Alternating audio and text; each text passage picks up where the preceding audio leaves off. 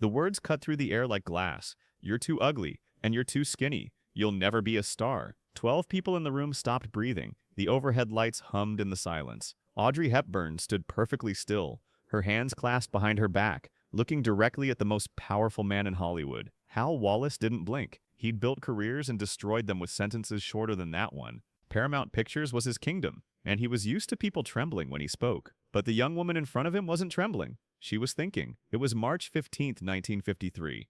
Paramount Studios, Building B, Conference Room 7. The kind of sterile corporate space where dreams came to die and fortunes were made. Beige walls, a mahogany table that could seat 20, and windows that looked out onto the backlot where tomorrow's movies were being built on yesterday's sets. Audrey had been in Hollywood for exactly 18 months. She'd done one screen test that went nowhere, a few modeling jobs that paid rent, and spent most of her time in dance classes trying to perfect a craft she'd been working on since childhood. She was 23 years old, spoke 4 languages, and had survived the Nazi occupation of the Netherlands by eating tulip bulbs when there was no other food. But Hal Wallis didn't know any of that. What he saw was a girl who didn't fit the mold. Too thin for the busty blonde archetype that sold tickets. Too unusual looking for the girl next door parts. Too foreign for all-American sweethearts. In his mind, she was taking up space that could be better used by someone who looked like what moviegoers expected a star to look like. The meeting had started routinely. Audrey's agent, a sharp-dressed man named Kurt Frings, had set it up after she'd been noticed in a small nightclub review.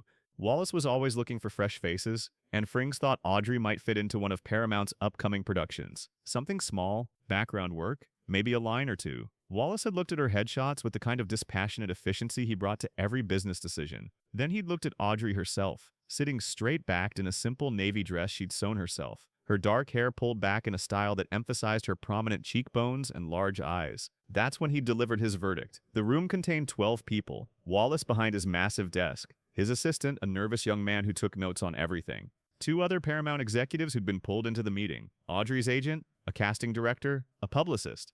3 secretaries, a photographer who'd been documenting potential new talent, and a maintenance worker who'd been fixing a broken lamp and had frozen in place when the tension in the room became palpable. Everyone understood what had just happened. Hal Wallis had just ended a career before it had begun. When he pronounced judgment like that, it became industry fact. Studio heads talked to each other, word spread. If Hal Wallis thought you'd never be a star, then you'd never work in this town again. Audrey's agent started to speak, to defend his client, to salvage what he could from the situation, but Audrey held up one finger. A small gesture, barely noticeable, but it stopped Kurt Frings mid-sentence. She was still looking directly at Wallis. Her posture hadn't changed. Her expression remained calm, almost serene, but something in her eyes had shifted, something that made the most powerful man in Hollywood shift uncomfortably in his leather chair. "Mr. Wallis," she said. Her accent was barely detectable, a hint of something European that made her words sound more precise, more deliberate.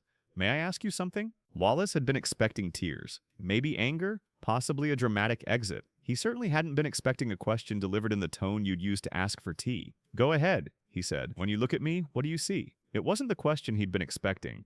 Wallis prided himself on reading people quickly and accurately. It was how he'd built his career, how he'd survived in an industry that ate people alive. But something about the way she'd asked the question made him pause. "I see someone who doesn't have what it takes," he said finally. Audrey nodded as if he'd just confirmed something she'd suspected. "I understand, and I think I know why you see that." She walked to the window, not dramatically, not like an actress making a scene, but with the kind of simple grace that made everyone in the room unconsciously turn to watch her move. "You see someone who doesn't look like Lana Turner or Rita Hayworth," she continued, still looking out at the lot. "You see someone who's too thin because the fashion right now is for curves. You see someone whose features are too strong, too unusual, because the standard of beauty you're used to is softer, more conventional." Wallis's assistant had stopped taking notes. The photographer had lowered his camera.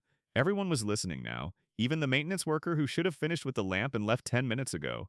Audrey turned back to face the room. "You see someone who doesn't fit into the boxes you've built for success. And you know what? You're absolutely right." The silence that followed was different from the shocked silence after Wallis's pronouncement. This was the kind of silence that happens when someone says something that changes the way everyone thinks about what they just heard. "I don't look like anyone else you've put under contract," Audrey continued. "I don't look like anyone else who's become a star. I don't fit into any category you have a proven track record of selling to audiences." She paused, and in that pause, something extraordinary happened. For the first time in the meeting, Hal Wallis found himself genuinely curious about what she was going to say next. "But here's what I think you're not seeing," Audrey said. "You're not seeing that maybe audiences are ready for something different. Maybe they're tired of seeing the same type of beauty, the same type of woman, in every picture. She walked back toward Wallis's desk, not aggressively, but with the quiet confidence of someone who had something important to say. I spent 4 years of my life during the war watching people find beauty in the most unexpected places. When there's no food, you find beauty in the smell of bread. When there are no flowers, you find beauty in the way sunlight hits a broken window. When everything familiar is gone, you start seeing beauty in things you never noticed before. The room was completely still now. Even the background hum of the studio lot seemed to have quieted. I think audiences are hungry for something unexpected, Audrey continued. I think they're ready to see beauty that doesn't come from a formula, beauty that comes from authenticity, from vulnerability, from being brave enough to be different. She stopped directly in front of Wallis's desk. You say I'm too ugly and too skinny. Maybe I am, by today's standards. But maybe today's standards are about to change. Wallis had been in the movie business for over 20 years. He discovered stars, launched careers, and made more money than he could count. He prided himself on never being surprised by anything an actor or actress said or did. But he was surprised now, not by the words themselves, but by the way they were delivered. There was no desperation in Audrey's voice, no pleading. She wasn't trying to convince him to give her a chance. She was simply stating facts as she saw them, with the kind of quiet certainty that comes from having survived things that would break most people. You could be wrong, she said simply. I could be wrong too, but I don't think I am. She picked up her purse, a small, practical thing that had seen better days. If you decide you want to take that risk, you know how to reach me. If not, I understand completely. You have a business to run, and I respect that. She turned to her agent. Kurt, are you ready to go? Kurt Frings nodded, still slightly stunned by what he just witnessed. They walked toward the door, Audrey's heels clicking softly on the polished floor. They were almost to the door when Wallis spoke. Miss Hepburn. She turned back, eyebrows slightly raised. What makes you so sure you're right? For the first time since the meeting had started, Audrey smiled. It wasn't a big smile, not the kind of dazzling grin that starlets practiced in mirrors. It was small, genuine, and somehow it lit up her entire face. I'm not sure, she said, but I'm willing to find out. After they left, the room stayed quiet for a long moment. Finally, Wallis's assistant cleared his throat. Should I file her headshots with the rejections, Mr. Wallis? Wallis was still looking at the door Audrey had walked through. No, he said quietly. Put them on my desk. I want to look at them again tomorrow. 3 weeks later, Audrey Hepburn was screen testing for a small role in a movie called Roman Holiday. The part was originally written for an established star, but the director William Wyler had seen something in her test that made him think about casting differently. 6 months after that, she was standing on a stage in New York, holding an Oscar for Best Actress. The maintenance worker who'd witnessed the meeting in Hal Wallis's office told the story to his wife that night. She told her sister, who worked as a seamstress in the costume department. Within a week, half the studio had heard about the young actress who'd stood up to the most powerful man in Hollywood without raising her voice or losing her composure. The story grew and changed as it spread, the way stories do, but the core remained the same. A young woman who'd been told she wasn't good enough had responded not with anger or tears, but with quiet dignity and an unshakable belief in her own worth. Years later, when Audrey Hepburn had become exactly the kind of star Hal Wallis had said she'd never be, a reporter asked her about that meeting. She was sitting in her dressing room on the set of Breakfast at Tiffany's, wearing a simple black dress that would become one of the most iconic costumes in movie history. I don't think Mr. Wallis was wrong necessarily, she said, looking at herself in the mirror as her makeup artist worked. By the standards of 1953, I probably was too unusual looking to be a traditional movie star. She paused while the makeup artist adjusted her false eyelashes. But I think what he didn't understand was that standards change, beauty evolves. What audiences want evolves. And sometimes, if you're lucky, you can be part of that evolution instead of just following it. The reporter asked if she'd ever spoken to Wallis again. Oh yes, Audrey said, smiling at the memory. He sent me flowers after I won the Oscar.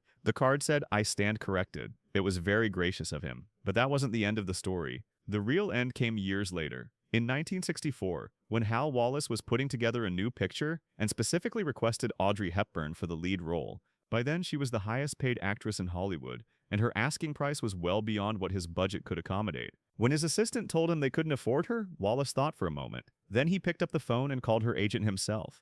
Tell Miss Hepburn that Hal Wallis would like to offer her a role, he said. And tell her I'm prepared to offer her whatever she wants, plus 10%. What's the extra 10% for? The agent asked. Wallis looked out his office window at the studio lot, where a dozen different movies were being made by actors and actresses who'd been told at some point in their careers that they weren't good enough, weren't pretty enough, weren't talented enough to make it. Interest, he said, for being 11 years late to recognize what was right in front of me. The room where it all started, Conference Room 7 in Building B, was eventually demolished to make way for a parking structure. But the story lived on. passed down through generations of actors, directors, and dreamers who came to Hollywood with nothing but talent and the belief that they might be able to change what people thought was beautiful, what people thought was possible. That's not just a story about standing up to a powerful man. It's a story about believing in yourself when no one else does. It's about understanding that the very things that make you different might be the things that make you irreplaceable. And it's about the quiet courage it takes to look someone in the eye when they tell you you're not enough and respond with the simple truth that maybe, just maybe, they're the one who's wrong.